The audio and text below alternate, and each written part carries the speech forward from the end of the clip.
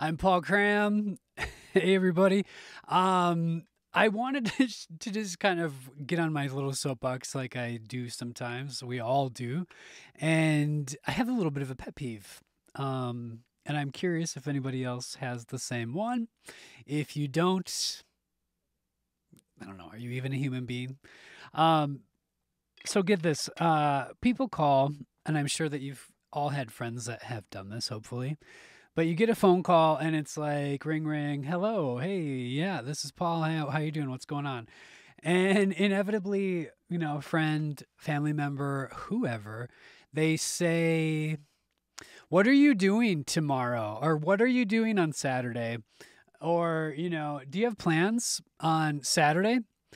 And I have learned over the years, because it does, it makes me bristle. I'm just like, ah, grr. And why it makes me bristle is that so many times I have just, oh, I'm just, I'm not doing anything or whatever, and people are like, oh, okay, great, so then you can just, help me lift 500 pounds worth of my stuff and move, or whatever it is that they've got going on and they're doing, or something random, like that, where it's like somebody needs help doing something. And I am very, very, very guilty of being, mm, I think part of it's how I grew up, and sort of that thing of like having a really hard time saying no, which I have definitely had a lot more practice to do well, of late. But it's still a pet peeve of mine, because I got a phone call just yesterday, which made me think about this. And the phone call was basically, "What are you doing?" And I, or specifically, it wasn't "What are you doing?" It was, "Are you at home right now?" And I.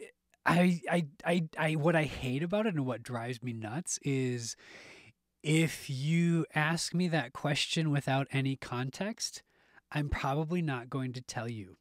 And, and again, I've learned the hard way, where it's like all of a sudden somebody's like on your front door, and you're like, this is just not what I want to be doing right now. It's that struggle, that war of like, I don't want to totally be rude, but I also don't want to do whatever it is you're wanting me to do. So it's a pet peeve of mine. What I would suggest, and what I have siblings, and one of the things that I've learned, and I think is done so well by some people, is the ability to, call people up and be like, "Hey, I am moving on Saturday, and I wanted to check in and ask and see if you are free to help."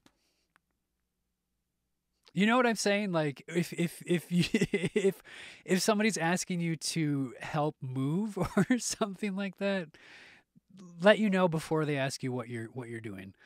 Hey, Rachel, by the way, on Instagram Live, I see you there. Good to see you. I hope that you're doing well. But anyway, I'm trying to remember, Rachel, because I love that you're there, and I'm totally remember. I told my pet peeve story, um, and then I was going to. I actually got a book in the mail. Um, I had ordered a book somebody had told me about. A Minnesota author actually had reached out through Instagram. Um, I just have to say this for everybody else. Rachel says, "Yeah, just message me and ask me what I'm doing, and we will go live." A Minnesota author by the name of Molly Fenig. I want to say it's Fenig. She reached out and she was like, "Hey, would you be interested in taking a glance at this book?" So I did. I picked it up. I haven't read it. It just came in the mail today. But it actually ties into this whole pet peeve topic just slightly, because I really do like, and I appreciate, oh my gosh, like local authors. I appreciate authors. Anybody that takes the time to write a book and put that together, or even write pretty much, anything that's put together in a even articles, short form articles, long form articles, anybody that's taking the time to put something logically together, I appreciate that. But this is a critique. It is not towards the book, because I have not read the book yet, but it is. I think this would technically be something like with whoever does the marketing. of these, and I want to say it's Immortal Works, possibly, the publisher. But it's this thing on the back of the book where they like the printing is like somebody didn't pay attention really closely to how the margins would look, and then it looks really it just looks like it shouldn't be. It just doesn't look quite like the margins were thought about, or yeah, it looks shoddy in a way. Again, I'm not trying to knock the author. I'm just trying to point out like uh yeah, and I'm sure that printing stuff is interesting. It reminds me of a movie that I was in. Yeah, actually, Katie Mack would absolutely hate that. The margin on this, where it almost bleeds off of the page. Um, I actually have to grab it. I have to grab it. I'm going to probably do a slight butt shot while I grab this, but whew. There was a movie that I was in, and this is totally making me think of this. The Contract Killers is the name of the movie, and it looks fine. It's that's not what I'm gonna rant about, but it reminds me a little bit of when, potentially what could have maybe happened with this book. Maybe the marketing company just did their thing and it didn't have too much to do with the author. But the same thing happened with Contract Killers in a way, because the movie is really good. It's fun. I'm in it. So obviously there's like at least a few moments of this glorious acting.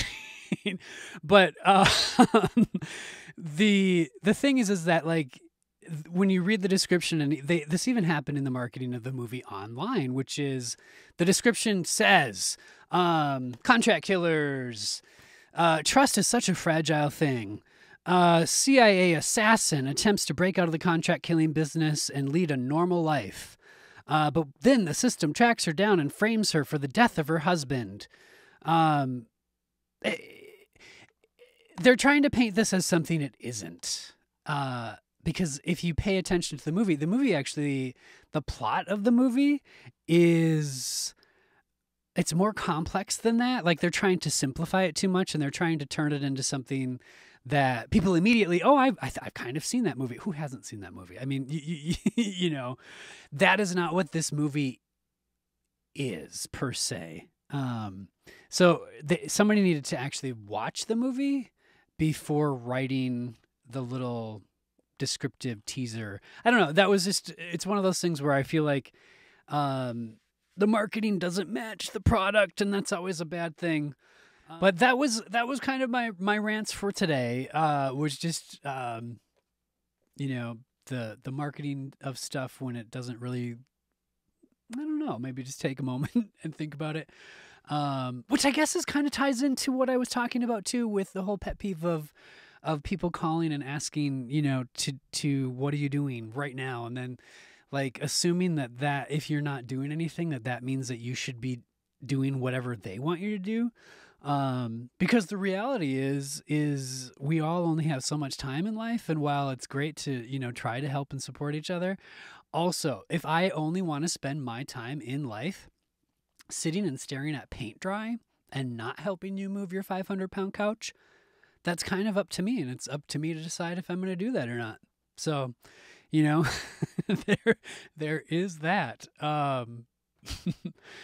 Yeah, I don't know. But anyways, if anybody else, if you have some pet peeves, let me know what they are. For some reason, I really enjoy hearing people rant. Sometimes, not all the time. Sometimes it gets really old and boring. But anyway, Rachel, it was really fun to see you bop in. I hope things are well. Let's touch base really soon. And everybody else, yeah, we'll talk soon. All right.